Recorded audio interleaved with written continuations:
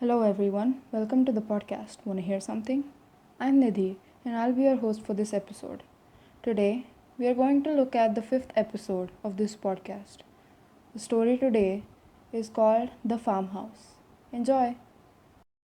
As children, me and my little sister had a strict curfew to come back in the house at 8 pm at any cost. We also followed it strictly. It is a story from 15 years ago when I was 15 and my sister was 13 years old. One day we were packing to go for a trip to our farmhouse with our cousins, so we all got ready and headed towards the house. The area was relatively new, so we explored the surroundings till dinner time and went in the house.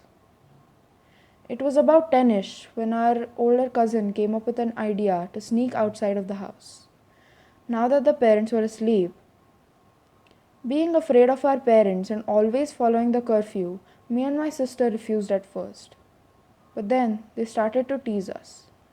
So without thinking and portraying myself as a baby, I agreed. So we headed out of the house very quietly. Living in a farmhouse, we were surrounded with vast farmland on one side and the opposite side was a forest area. But there was no sign of human around.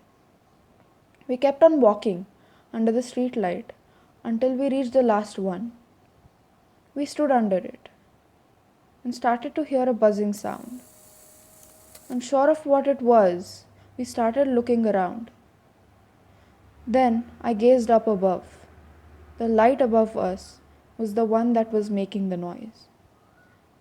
We were so relieved. My eyes were suddenly drawn to a bush behind us, which was shaking, and beside it was a dark figure, which was not clearly visible. We started to run for our lives. The figure was following us, but on the opposite side of the road, where there were no lights. It seemed as if it was avoiding for it to get seen. We ran off and hid in one of the fields till the figure was no longer following us. We went to our house and told this to our parents, only to find out it was one of the most dangerous stalkers whom we had been followed